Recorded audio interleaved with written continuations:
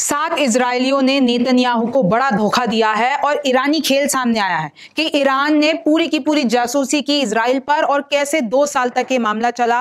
IDF ने माफी मांगी है, हिजबुल्लाह का नया हमला क्या है और हमास की वो कौन सी गुरिल्ला टैक्टिक है जिसके कारण इजराइल की टेंशन बढ़ी हुई है। सबसे पहले रिमझिम के 5 पॉइंट्स में ईरानी जासूसों ने इजराइल में कैसे किया खेल, दूसरा आईडीएफ ने लेबनान सेना से क्यों मांगी माफी, तीसरा हमास की ये गुरिल्ला चाल कितनी खतरनाक है और चौथा क्या है यूएन का वो शांति समझौता जो फेल हो गया है इजराइल और लेबनान के बीच में, और पांचवा इजराइल पहुंचे हैं यूएस के सेक्रेटरी और कैसे अब हिजबुल्लाह ने वहां पर नया हमला किया है और लगातार इजराइल भी लेबनान में गाजा में हमले कर रहा है। नमस्ते, मेरा नाम रिमझिम जेठानी है और आप रिमझिम के 5 पॉइंट्स देख रहे हैं। सबसे पहले आप ये नक्शा देखिए कि कैसे मिडिल ईस्ट में हालात लगातार बिगड़ते जा रहे हैं। ये जूम करके मैं आपको बता देती हूँ कि इजराइल है, ये लेबनान है, यहाँ पर ईरान है, सऊदी अरब है और ये हमारा भारत। देखिए आगे अगर मैं आपको सबसे पहले बताती हूँ कि ईरान ने इजराइल में खेल कर दिया। ईरान ने 2 साल से अपने जासूस बिठा रखे थे इजराइल में। देखिए पहले हम कहते थे कि इजराइल ही सबसे बड़ा है जासूस बिठाने में, कि कैसे लेबनान में हिजबुल्लाह में पेजर अटैक करवा दिए, कैसे पता चला कि कैसे एजेंट के थ्रू कैसे सब कुछ पूरा मामला करवाया। लेकिन अब तो ईरान भी आगे निकला। ईरान ने पिछले 2 साल से इजराइल में अपने 7 एजेंट छोड़ रखे थे, लेकिन अब इजराइल ने उन एजेंट्स को गिरफ्तार कर लिया। लेकिन जो डिटेल सामने आई हैं वो बहुत खतरनाक है और आपको मैं अच्छे से बताऊंगी कि कैसे इजराइल ने ईरानियन स्पाई को पूरा का पूरा जो नेटवर्क चल रहा था उसको डिसमेंटल कर दिया है। उसमें 7 ऐसे लोग थे जो यहूदी थे, यानी यहूदियों ने ही अपने प्राइम मिनिस्टर नेतन्याहू को धोखा दिया और ये सब 2 साल तक सारे जितने भी इंटेलिजेंस मिशन थे इजराइल से बटोर के ईरान को दे रहे थे। अब ईरान को दे रहे थे तो हिजबुल्लाह और ईरान इसी तरीके से हमले कर पा रहे थे क्योंकि वो जासूस इजराइल में ही मौजूद थे। यानी 2 ईरान के एजेंट्स ने इन 7 जासूसों को कंट्रोल कर रखा था। और अगर मैं आपको बताती हूं कि ये ईरान का सबसे बड़ा इन्वॉल्वमेंट है गाजा के वॉर को लेकर, और उससे पहले भी देखिए जो ये 7 इजरायली हैं वो कंट्री के नॉर्थ में रह रहे थे, अब उनको अरेस्ट कर दिया गया है। लेकिन जितने भी इंटेलिजेंस मिशन थे 2 साल तक वो सारे 2 ईरान के एजेंट्स को बताते रहे और ईरान हिजबुल्लाह और हमास को बताता रहा। उन्होंने क्या क्या किया, फोटोग्राफ ली, इंफॉर्मेशन गैदर की, इजराइल के एयरफोर्स नेवी इंस्टॉलेशन सबकी पिक्चरें बताई, जासूसी की, सब कुछ किया। पोर्ट्स हो, आयरन डोम हो, मिसाइल डिफेंस सिस्टम हो, पावर प्लांट हो, यानी देखिए इन 7 इजरायलियों ने मिलकर पूरा का पूरा नेटवर्क ने ईरान को जानकारी दी। और देखिए सस्पेक्ट ने तो पूरा का पूरा जो नेवतिम बेस है जो कि हिजबुल्लाह ने वहां पर रॉकेट बरसाए थे वहां की भी जानकारी दी। और धीरे धीरे हमको पता चला कि कैसे लगातार ईरान ने जब हमला किया कैसे हिजबुल्लाह लगातार हमले कर रहे हैं, तो यहीं से इंफॉर्मेशन जा रही थी।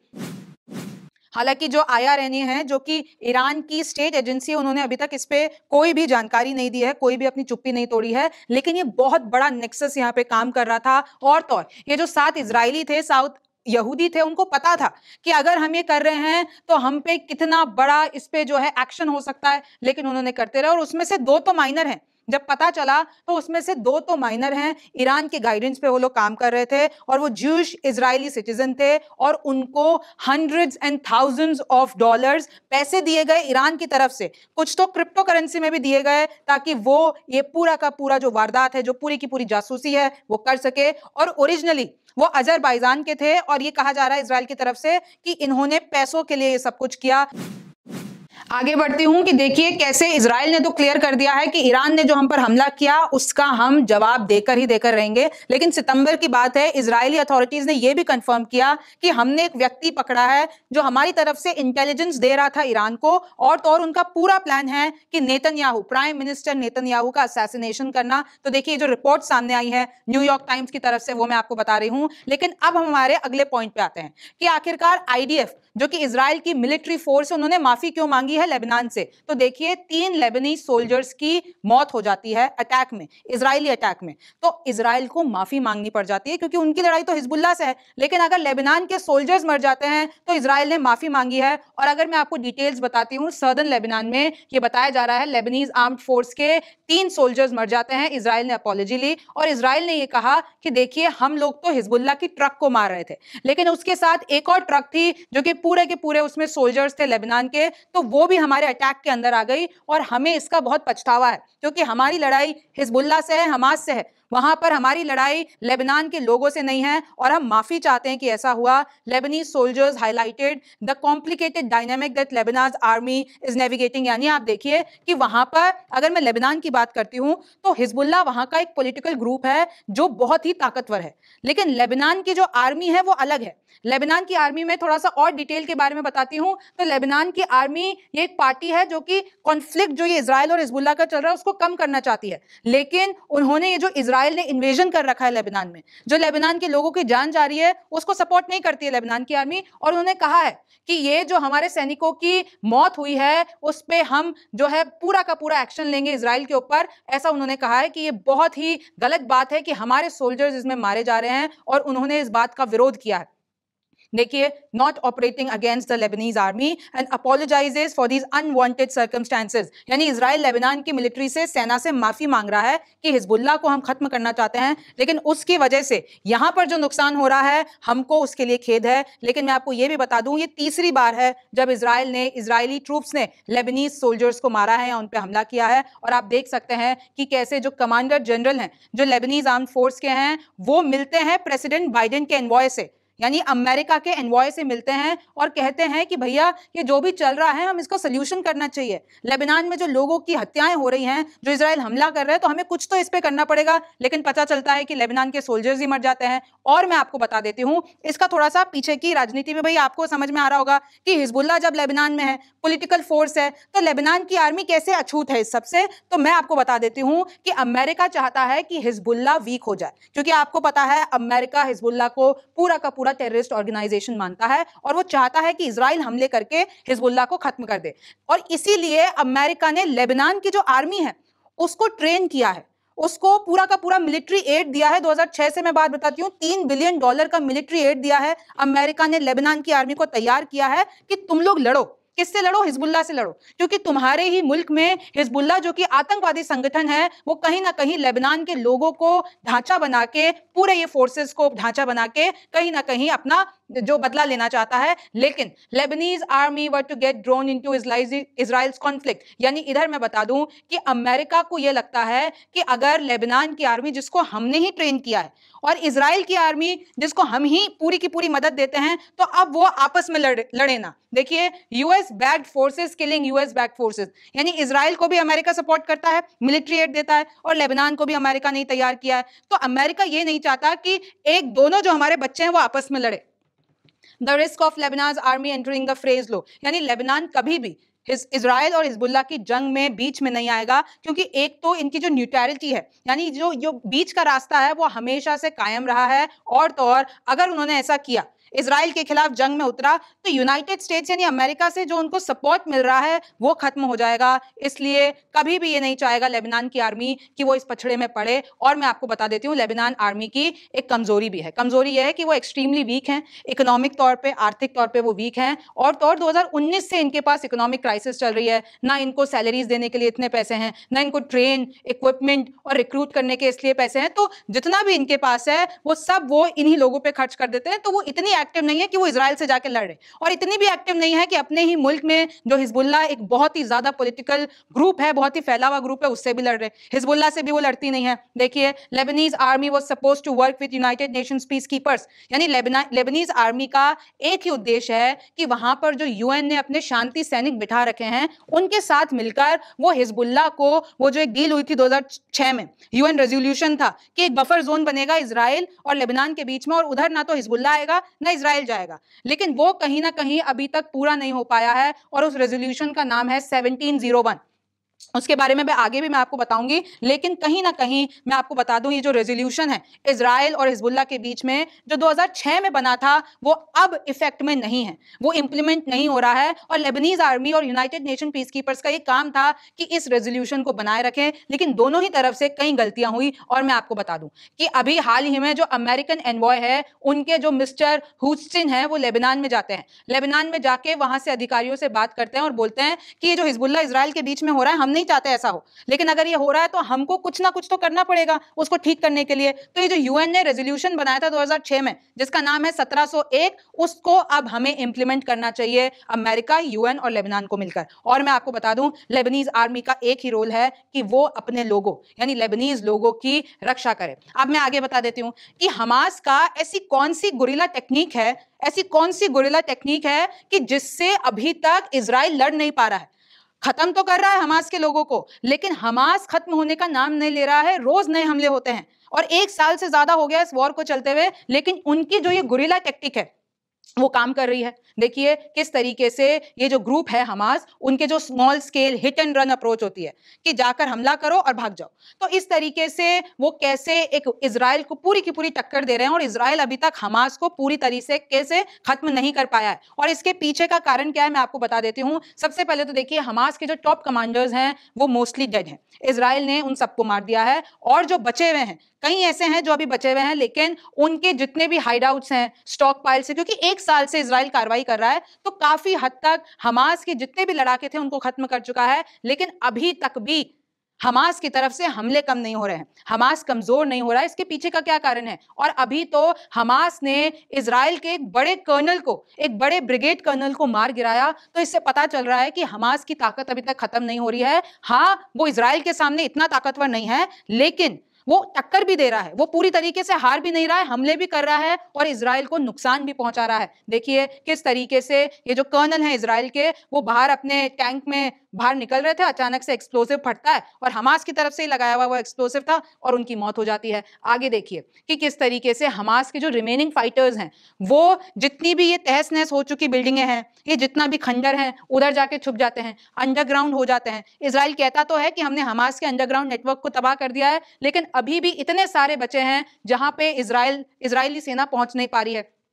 ये जो जितने भी हमास के लड़ाके हैं वो स्मॉल यूनिट्स में आते हैं, ये बूबी ट्रैप्स बिछाते हैं, रोड साइड बॉम्ब्स लगाते हैं, माइंस लगाते हैं, इजराइल के व्हीकलों के अंदर बम लगा देते हैं, रॉकेट छोड़ते हैं और इस तरीके से इजराइल से लगातार वो लोग लड़ रहे हैं। न्यूयॉर्क टाइम्स की रिपोर्ट में आपको बता रही हूं, देखिए। और इसमें एक मेन बात लिखी हुई है कि चाहे हमास इजराइल को हरा नहीं सकता, लेकिन ये जो हिट एंड रन वाली अप्रोच है, ये जो लगातार लड़ रहा है, तो इससे इजराइल को भी काफी नुकसान हो रहा है। और इजरायली के जितने भी सोर्सेज हैं वो बताते हैं कि अभी तक हमने 17,000 फाइटर्स हमास के मार दिए हैं, लेकिन देखिए अभी तक हमास के हमले रुक ही नहीं रहे हैं। और इसके पीछे हमास का भी एक बयान है, हमास ने भी अपनी टेक्निक बताई है, लेकिन मैं आपको बता दूं, इजराइल में have destroyed Hamas long range rocket catches, लेकिन अभी तक जो हमास के पास छोटे वाले हथियार हैं, लाइट आर्म्स हैं, एक्सप्लोसिव डिवाइसेस हैं, वो इतनी तादाद में हैं कि अभी तक लगातार हमले हो रहे हैं।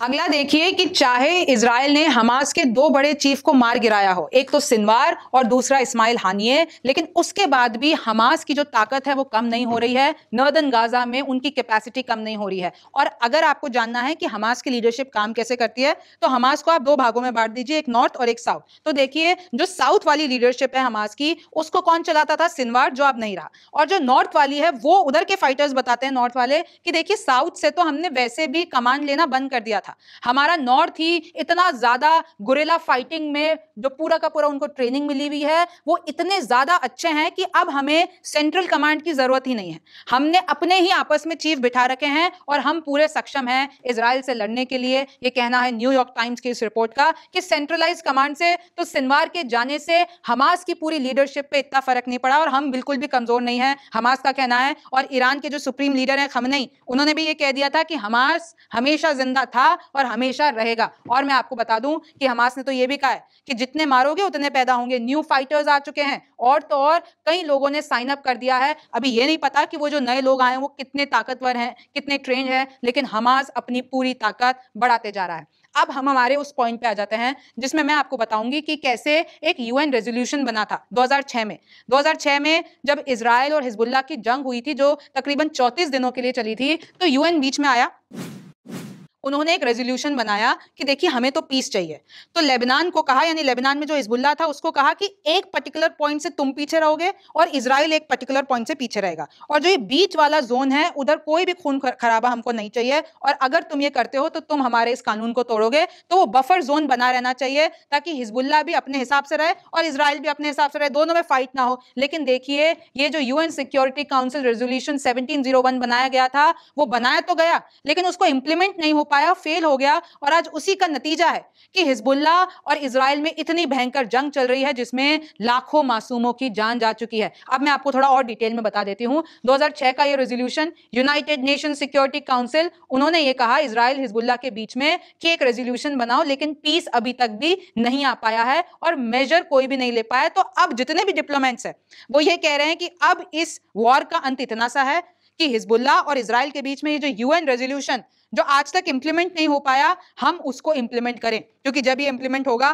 तभी ये दोनों पार्टियां रुकेगी। तो देखिए यूएन सिक्योरिटी काउंसिल रेजोल्यूशन के बारे में बताती हूं। तो एक ये डीमिलिटराइज्ड जोन है, इसमें इजराइल और हिजबुल्लाह दोनों वहां पर नहीं रह सकते, और वहां पर कितने लोग रह सकते हैं, यानी कौन कौन का कब्जा हो सकता है, सिर्फ और सिर्फ यूएन पीस कीपर्स और लेबनीज आर्मी। उनका ये काम था कि वो बफर जोन को बनाए रखें, लेकिन दोनों ही तरफ से वो बफर जोन नहीं रहा, इजराइल भी आगे बढ़ गया और हिजबुल्लाह भी आगे बढ़ गया।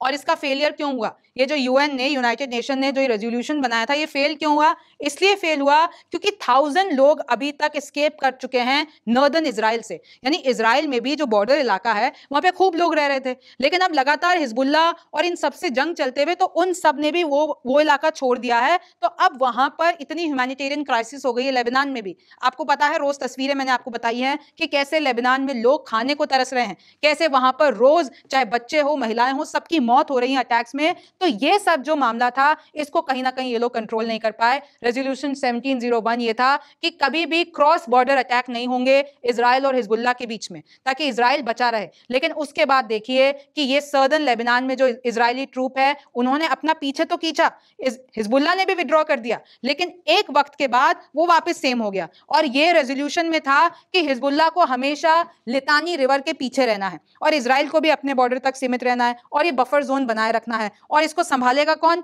लेबनीज आर्मी और यूएन पीस कीपर्स फोर्सेस। लेकिन ये हो नहीं पाया। मैं आपको मैप से बता देती हूं, ये इजराइल है, ये लेबनान का पूरा इलाका है, और ये लितानी रिवर है।